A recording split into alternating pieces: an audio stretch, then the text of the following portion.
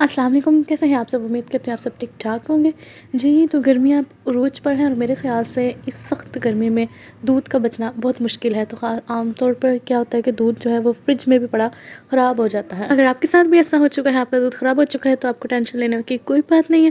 आप लोगों ने इसको सिर्फ़ चूल्हे पर रख देना है और उसको सिर्फ़ एक दफ़ा बॉयल कर लेना है। बॉयल करेंगे तो उसके जो पार्टिकल्स हैं वो यूँ सेपरेट हो जाएँगे। सॉलिड जो है वो उसका सेपरेट हो जाएगा और जो लिक्विड है वो नीचे रह जाएगा। अच्छी तरह से आपने इसके पार्टिकल्स को सेपरेट होने देना है। इसके पार्टिकल्स हो गए हैं सेपरेट, अब हम इसको स्ट्रेन कर लेंगे।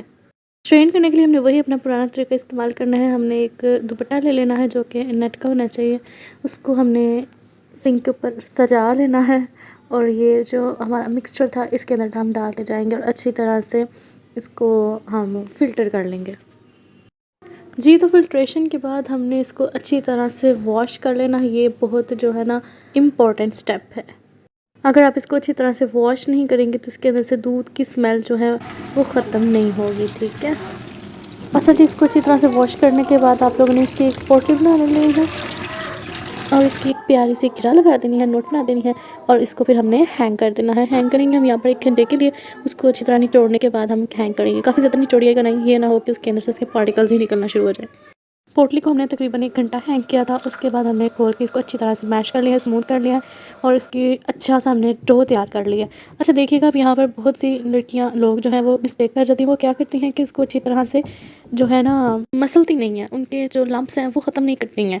थोड़ा-सा उसको मैश करेंगे वो तो साथ ही उन्होंने ना बनाना शुरू कर देना। तो वो क्या होता है, जब हम उसको फ्राई करते हैं, आई मीन उसको जब हम डालते हैं शीरे के अंदर अपनी, तो वहाँ पर जाके वो टूटना शुरू हो जाती है। जब वो हीट पकड़ते हैं फिर वो टूटना शुरू हो जाती हैं।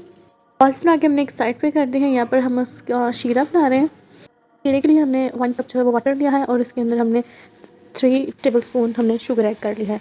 2 to 3 हमने यहाँ पर कार्डमम यानी इलायची यूज़ कर लिया है। 1 मिनट तक इसको हम बॉयल होने देंगे। थोड़ा सा थिक हो जाएगा तो हमने इसके अंदर अपनी बॉल्स जो है वो डाल देनी है। एक-एक करके डालिएगा, एकदम से फेंकिएगा नहीं, ज़रा प्यार मोहब्बत से डालिएगा, बहुत सॉफ्ट होती है ये।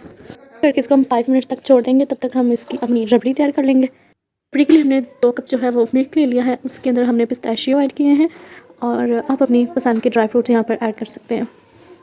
अच्छा जी, दूध को आपने सिर्फ 2 या 3 दफ़ा बॉईल करना है। बहुत ज़्यादा इसको आपने थिक नहीं करना है, क्योंकि अगर ये ज़्यादा थिक हो जाएगा तो फिर ये हमारी जो बॉल्स हैं उसके अंदर नहीं जाएगा। अच्छा, जिसके 2-3 उबाले आ जाएंगे तो हम इसको लो फ्लेम पे थोड़ी देर के लिए छोड़ देंगे, बिल्कुल हल्का सा थिक होने देंगे। उसके बाद हम फ्लेम को ऑफ़ कर देंगे। अच्छा जी, अगर आप रबड़ी वगैरह नहीं तैयार करते तो आप इसको खाली इस तरह भी इंजॉय कर सकते हैं। ये हमारा रसगुल्ले बन जाएंगे। अगर हम इनको दूध में डालेंगे तो फिर ये रसमलाई बन जाएगी, ठीक है। अभी आप पे डिपेंड करता है आपने रसगुल्ले खाने हैं या फिर रसमलाई खानी है। जी, तो रसमलाई हमारी बनकर हो गई है तैयार। अब इसको आप गार्निश करें और इसको रेफ्रिजरेट कर लें 2-3 घंटों के लिए। जब अच्छी तरह से ठंडी हो जाए तो इसको सर्व कर लें। तो आई होप आपको वीडियो ज़रूर पसंद आई हो। Thanks for watching.